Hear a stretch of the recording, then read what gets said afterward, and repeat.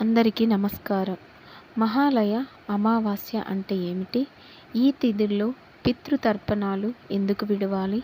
దీని వెనుక ఉన్న కథేంటో మనం ఇప్పుడు వీడియోలో తెలుసుకుందాం. వీడియో చివరి వరకు చూడండి.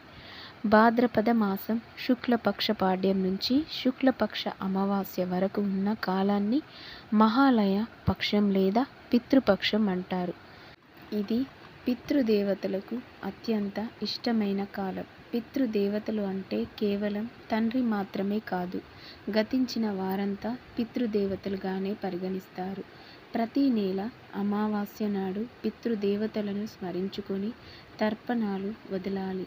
అయితే కరోనా మహమ్మారి లాంటి విపత్తుల్లో మరణించిన వారు, ఏ తిథి నందు చనిపోయారో తెలియని వాళ్ళు ఈ మహాలయ పక్షంలో తమ పితృదేవతలకు తర్పణాలు వదిలితే వారి తృప్తిపరిచి ఆశీస్సులు పొందిన వారు అవుతారు. ఈ పక్షంలో పితృదేవతలకు పెట్టే శ్రాద్ధ కర్మలకు, పితృదేవతలకు వదిలే తర్పణాల వల్ల గొప్ప పుణ్యఫలం లభిస్తుంది, వంశ అభివృద్ధి కలుగుతుంది. స్వర్గస్థులమైన వారు ఏ మాసం ఏ తిథిలో చనిపోయిన వారో అదే మాసం అదే తిథినందు శ్రాద్ధ కర్మలు ఏటా నిర్వర్తించాలి. అలా చేయలేని పక్షంలో భాద్రపద మాసంలోని శుక్లపక్షంలో వారి తిథి రోజు జరిపితే ఆ సంవత్సరం జరిపిన ఫలితం దక్కుతుంది. ఏ తిథి నందు గతించారో తెలియనటువంటి వారు మహాలయ పక్షంలో అమావాస్య రోజున శ్రాద్ధ కర్మలు ఆచరిస్తే వారికి సంవత్సరమంతా శ్రాద్ధం పెట్టిన పుణ్యఫలం దక్కుతుంది.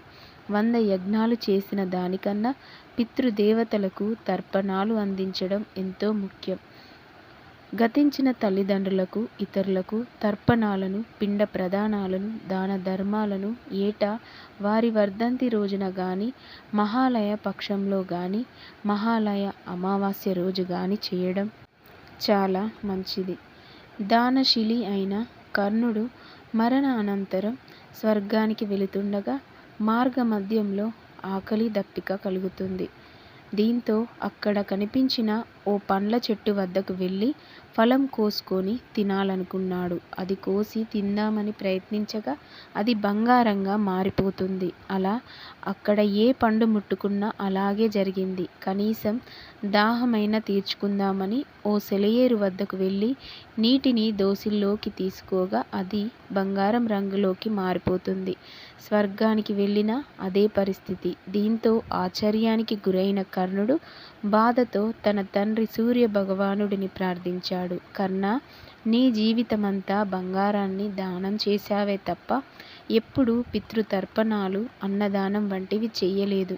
అందుకే ఈరోజు నీకు ఆకలి దాహం తీర్చుకునేందుకు ఆహారం నీరు దొరకడం లేదు అని సూర్య భగవానుడు అసలు కారణం చెప్పాడు. ఆ కారణం విన్న కర్ణుడు సూర్యుడిని ప్రార్థించగా ఇంద్రుడి ద్వారా సూర్య భగవానుడు ఓ వరాన్ని ప్రసాదించాడు. భూలోకానికి వెళ్ళి అన్నదానం, పితృదేవతలందరికీ తర్పణాలు వదిలి స్వర్గానికి వచ్చేలా వరమిచ్చాడు. ఇంద్రుడు ఇచ్చిన వరంతో కర్ణుడు భూమిపైకి వచ్చిన రోజు భాద్రపద బహుళపక్ష పాడ్యమి. అలా వచ్చి 15 రోజుల వరకు రోజు పితృదేవతలకు తర్పణాలు వదిలి, గతించిన తల్లిదండ్రులకు పిండ ప్రదానాలు, శ్రాద్ధ కర్మలు చేసి మహాలయ పక్షంలో చివరి రోజైన మహాలయ అమావాస్య రోజు తిరిగి కర్ణుడు స్వర్గానికి చేరుకున్నాడు. కర్ణుడు అన్నదానం, పితృతర్పణం చేశాక ఆయన కడుపు నిండి ఆకలి తీరింది. కర్ణుడు భూలోకంలో గడిపి తిరిగి స్వర్గానికి వెళ్ళిన ఈ కాలమే మహాలయ పక్షం అని అంటారు.